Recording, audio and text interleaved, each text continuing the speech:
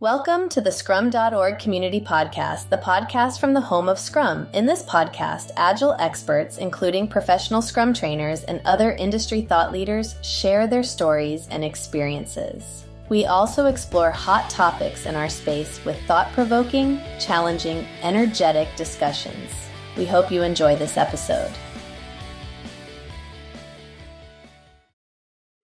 Hello and welcome to the Scrum.org Community Podcast. I'm your host, Dave West, CEO here at Scrum.org. In today's podcast, we're talking to Marina Alex. I recently got connected with Marina on LinkedIn. We had a very interesting discussion of how Scrum Masters and Agile coaches can pivot from working with large enterprises to helping smaller organizations become more effective. This is a very relevant topic, as I'm sure many of you realize, as many Scrum Masters have been laid off from large enterprises that are shrinking their workforce in response to AI and, unfortunately, the economic reality of today. What Marina shared with me was an interesting story of how she's working with a very different client list. Welcome to the podcast, Marina. Hey, Dave. Hey, everybody. I'm so happy to be here. And I love this topic very much. I hope this podcast will help many Scrum masters, Agile coaches to open a new world. Yes, it certainly opened a new world to me, or certainly a different frame, which is ultimately what we try to achieve on these discussions. So, all right. So, Marina, you started your career selling insurance in Moscow. And today you're working with lots of small companies, helping them deliver more value from your base, I guess, in Knoxville, Tennessee. That's quite both a physical journey and, a sort of spiritual journey almost. Where does your story really begin? Our listeners would love to hear. My actually Agile story began from Scrum.org. About 14 years ago in Moscow. I was an executive in sales in a huge bank, and I was invited in a Scrum.org Scrum workshop, 2 days workshop for Scrum Masters. And I came, and it was organized by Scrum.org, and I fell in love with Scrum. Dramatically, deeply, right? And like, hey, this is something that we need to bring to sales, right? And everybody like, no, Marina, no, it's just for IT. And after that, I created my mission to bring Scrum to sales around the world. And this is what I have been doing last 14 years as an Agile coach. And I worked with many companies around the world, with 20 countries and about 35 completely different industries. That's why this is my journey. But in 2022, everything changed, but I will tell about this change later. Okay. Yeah, so you literally got the Scrum bug, which sounds awful. When you're in Moscow, we're fortunate, we're a sort of worldwide organization, so we spread our virus everywhere. And then you got into it, and then initially you were using it in sales, right? Yes, it was my niche. And if you Google my name, Marina Alex, Agile in Sales, you will see that I took this niche and I was almost first in the world, and it was my focus for last more than 10 years. But that changed, what, 2-3 years ago? Is that right? Yes, in 2022, everything changed for me because I couldn't find enterprise clients anymore. And I thought something was wrong with me, right? Because before, my average client engagement was for 1 year, $200,000 per year at least. And suddenly I couldn't find any clients. And I thought, oh my gosh, something wrong with me, right? It's my fault, but it wasn't. The market changed dramatically for me in 2022. And I talked with many Agile coaches. They had exactly the same time, right? And I couldn't find any clients. And I found myself, Dave, in a new country as a single mom with $12 in my bank account because I sold all my stocks. I couldn't find clients for more than 1 year, right? That's why I didn't have any income. And I sold my stocks. I spent all my savings. And then I didn't have another choice. I realized I have to survive, right? And I had two ideas, right? All my friends, they told Marina, you just need to find a job. Just go, you will be great executive in sales and marketing. but I was independent consultant for so many years, right? And no, I don't want to do that. I have a mission. I want to change the world. And then I discovered this blue ocean. I don't know, guys, if you read this book, The Strategy of the Blue Ocean. It's one of my favorite books. I really suggest you to read it. And I found this blue ocean, small and medium companies in Knoxville, Tennessee, and across the world.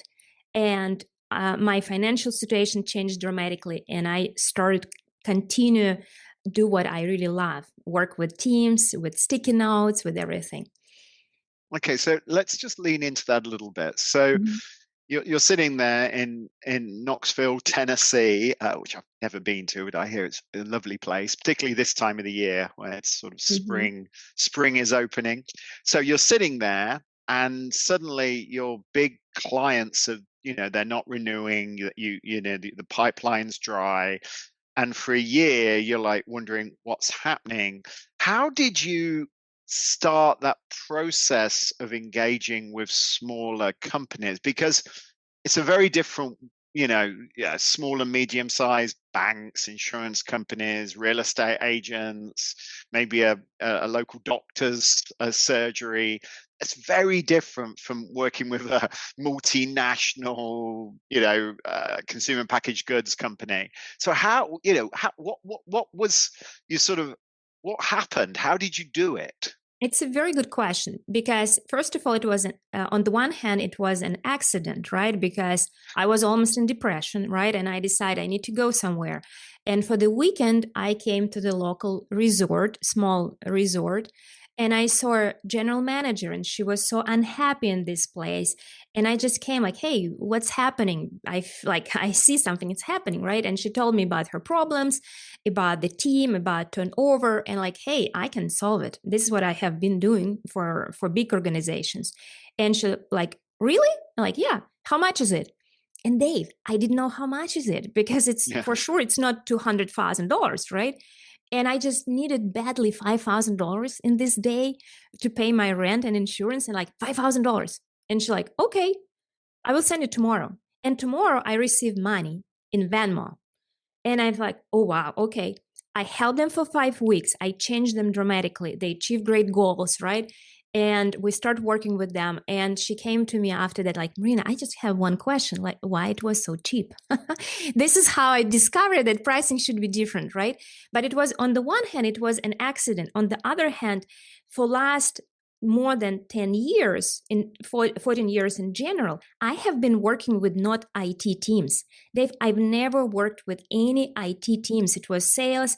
It was one resort, 400 people. It was big organizations, but they were not IT. That's why I had this. I had this experience before, but I never think that I will work with company which has only 20 employees, right? And guys, we can change this company for several weeks, because we work with everybody, with founder, with the frontline people, right?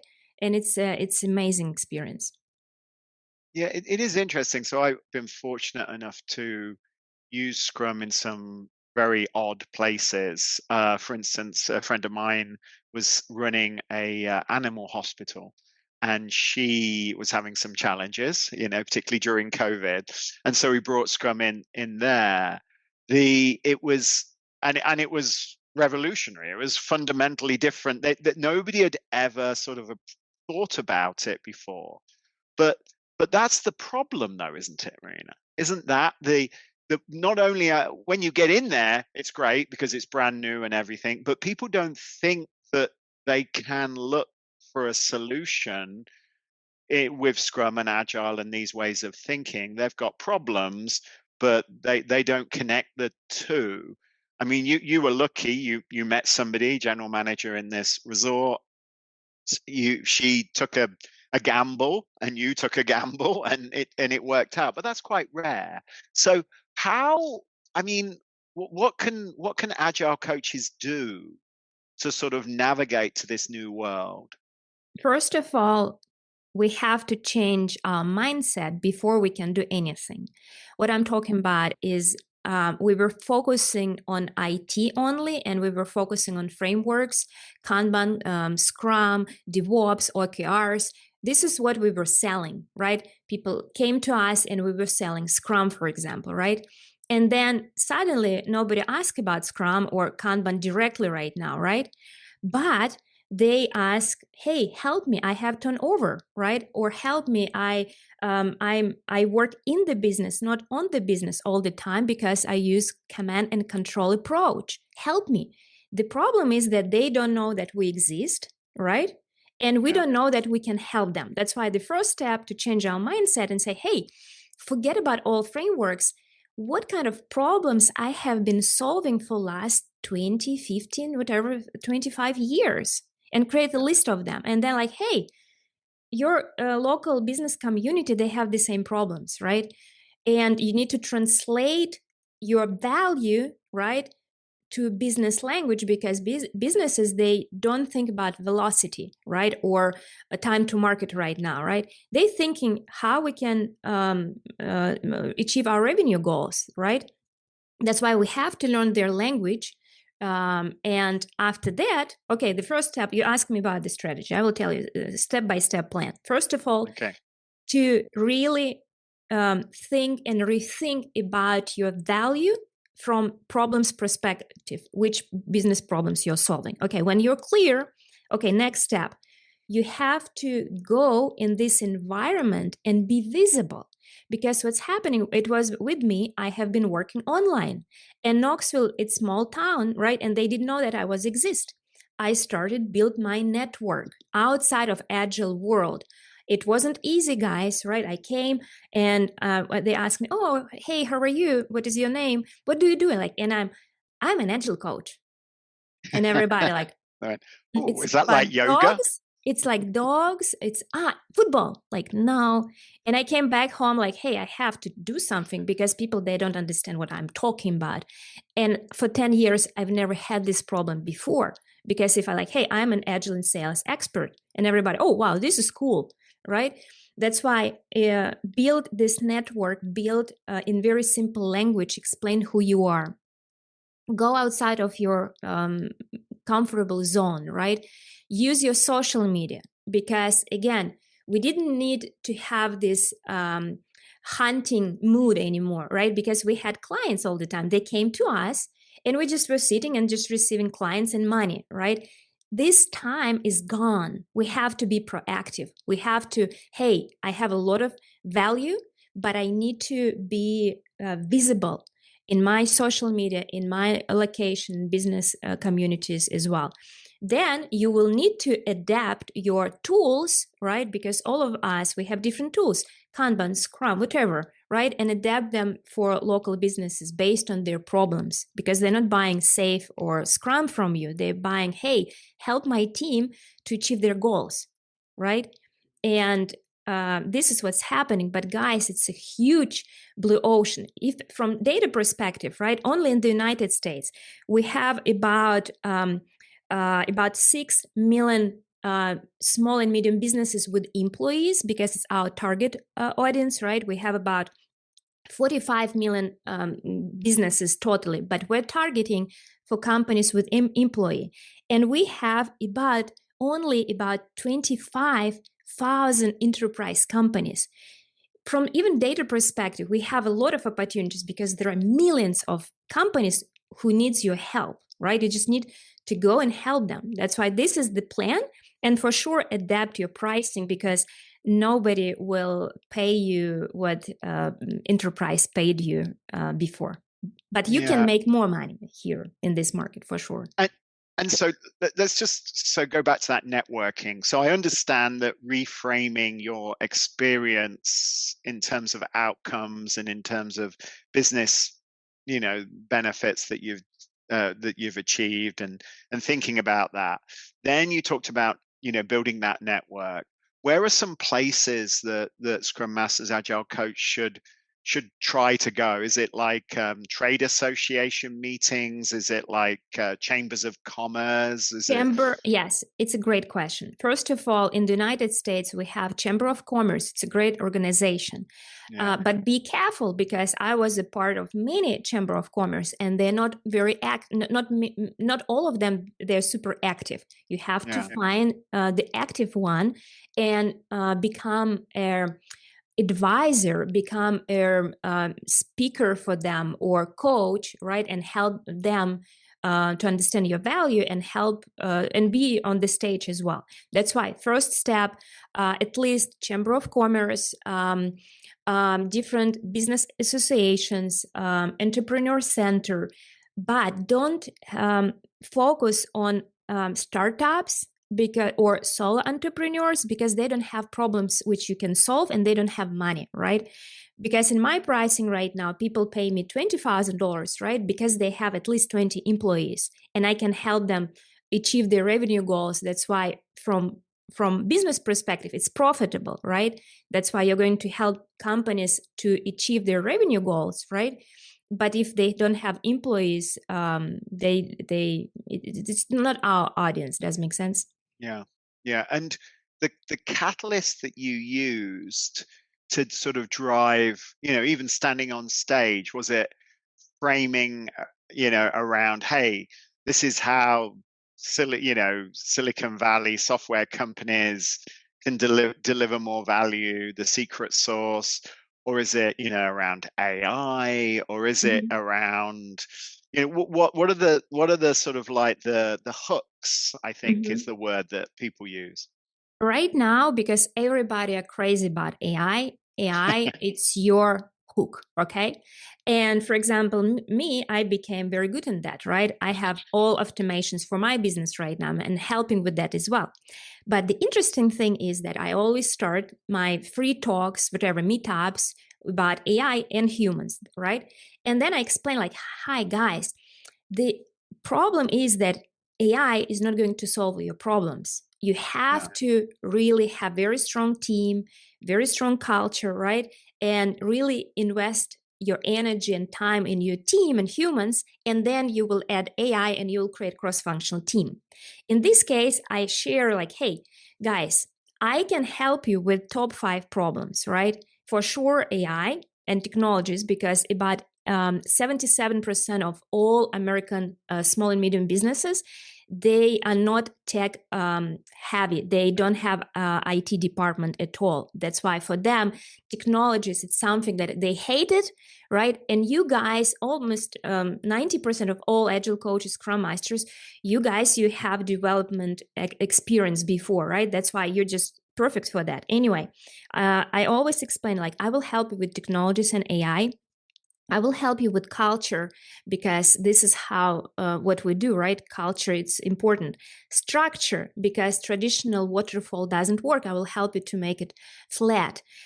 Processes, I will help you create new processes which you've never had before. For example, 1 week sprint, it's perfect for them. Retrospective in the end, planning session in the beginning, visualization board with sticky notes or software, like it's just game changer for them. They fall in love with that, right?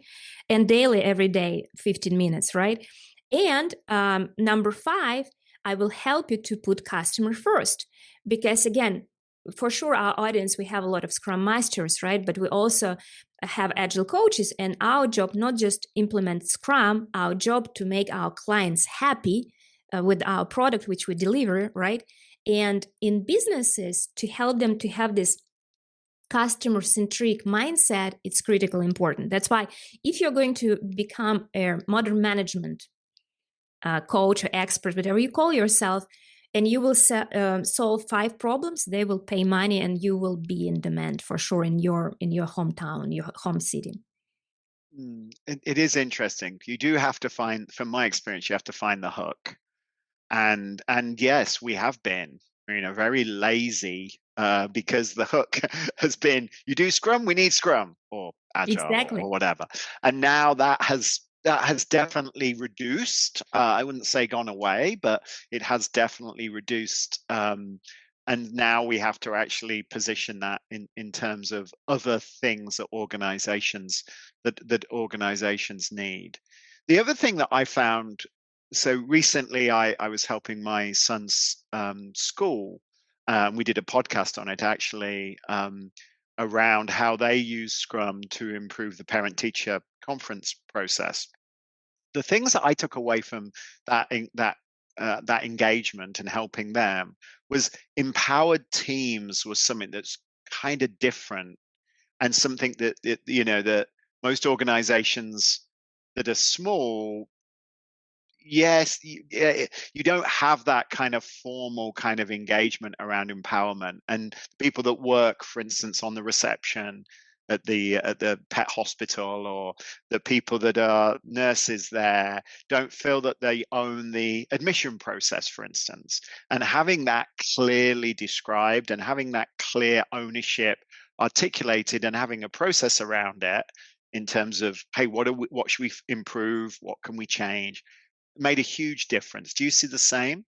100%. For me, I do believe that this is the future of everything what we know, especially about creating cross-functional teams, because usually they have silos between departments. They have 20 people, 50 people, and they have 6 departments. They don't communicate with each other. They have different AI solutions in each department and different software. It's silos between software. It's a mess, right? Yeah. And when you put in one team people from sales, marketing, product together, and they work together, right, around common goals, and you help them to change their KPIs because it should be team KPIs, right? Basically, what you're going to do, you're going to help people to, first of all, empower people to make decisions as a team, and business owner doesn't need to control and command on them every single day. And you will free up the time for this person, and this person will think about strategy perspective and create more hotels or whatever, right? Restaurants. I have several cases in restaurants, and it's just amazing, right? Because in this case, you don't need to have a manager, because you have self-organizing, or I call them self-management teams, and people will pay for that, because other business consultants, they don't know that it exists. They use MBA approach. Let's create different departments. But Scrum Masters, good Scrum Masters, and good Agile coaches, they know how to do it, because you guys, you have like 20 years of experience, 25, right? It's your gold. This is why we have this podcast today. We want to inspire you, right? Because the world, they need you. They need your experience. They need your help, right? And you're great doctors, business doctors, who can help them solve so many problems. I mean, after our conversation, I definitely left with a reminder that a lot of what we do is actually still very new to a lot of people, and shockingly new. I guess schools and universities, though they do teach Scrum, they teach it in the robot club, or they teach it in the software development area, and obviously a lot of people go to school and college and aren't in those areas. They might be in veterinarians or education or on that, and we really don't teach these practices outside of a very niche areas inside our university systems and our college systems and our education systems. Dave, I was shocked first time when I started work with the small businesses, because enterprise was spoiled. My retrospectives in enterprise were with Lego series play, like very high level of. I had 3 huge suitcases with different stuff, with different toys, right? Because I wanted to deliver great, and like show them why they paid $200,000, right?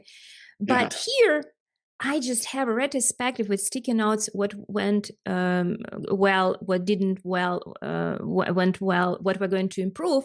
And they're absolutely happy, Dave, because they never had retrospective where they just shut down everything and just talk about everything, about work, about feelings, right? Because usually people are we're humans, right?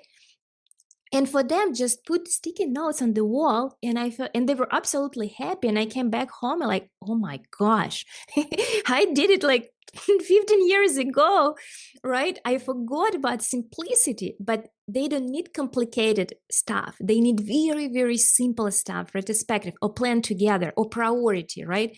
When you explain them, hey, we need to create priority, right? Backlog, you need to adapt backlog. They don't have a product, but still planning session all together to do doing done. It's just game changer for them. It's interesting you say they don't necessarily have a product, but what's really interesting from my experience of employing Scrum is a service and a product are the same thing. And actually the discipline to describe it in terms of outcomes, in terms of value, in terms of cost, in terms of profitability, and vision. We certainly found that at the Carroll School that we're working on the Parent Teacher Conference, PTC. We obviously gave it a 3-letter acronym, because I'm still an IT person at heart.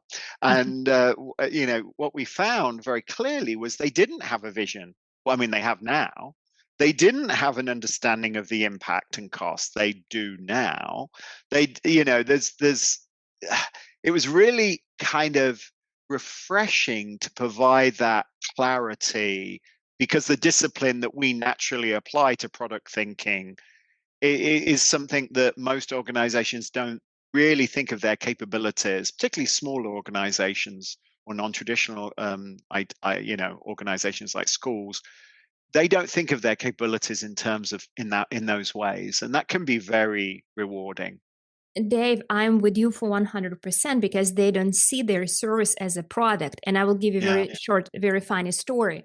In one farm, it's a huge farm, 65 acres. I work with them, and they had a huge garage with a lot of stuff inside, right? And they like, oh, we don't have time to do it. And it was all the time complaining around this. And then I told them, hi, guys, what if, do you know about MVP, minimum valuable product? What if we just finish something and then something and then something, right? And for them, it was a game changer, right?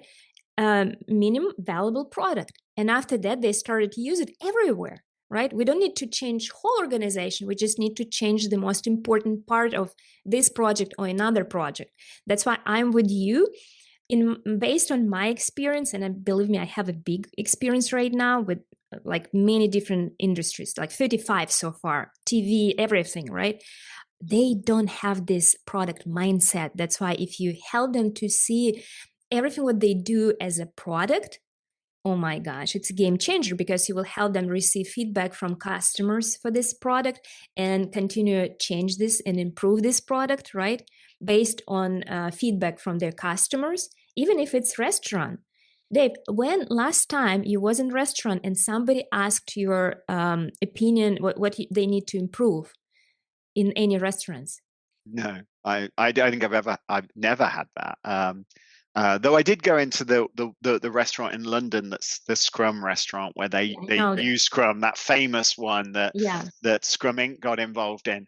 But they still didn't ask me for my improvements, and very sensibly. I'm not sure I know much about restaurants. Okay, so we're coming to the end of the time, but I do really want to. There's one topic that we need to address before we leave this podcast, and that's price and money. And the reason why I ask that, because from my experience, and I running small and medium-sized businesses myself back in the day, and I'm fortunate to have many family members that run their own businesses, etc., with staff, and money isn't plentiful. They're very much running a tight ship. It's not Bank of America or Goldman Sachs or those sort of organizations. So how do you price? How do you persuade them to take this leap of faith from a cost benefit point of view when one, this is all alien to them, and two, money isn't super plentiful? Do you do value-based sort of contracts? Do you pay, do you give them like a percent, time up front to do some work to demonstrate your value and then get into the contract? What do you do?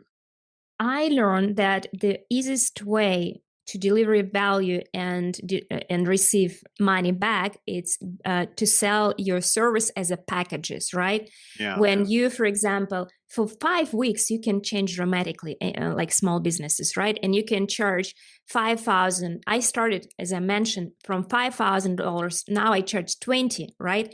But those companies, they have at least 20 employees. That's why they have money, right?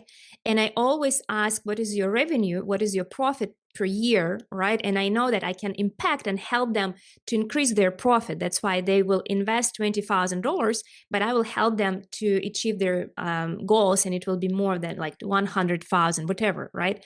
That's why packages, and usually you have several clients at the same time because they don't have time for 3 days workshops. Okay, they have time just being with them in planning session, retrospective demonstration of results, right? Or run some workshops about 6 hours per week only. They can't shut down restaurant because you came for 2 days workshop. It's just impossible.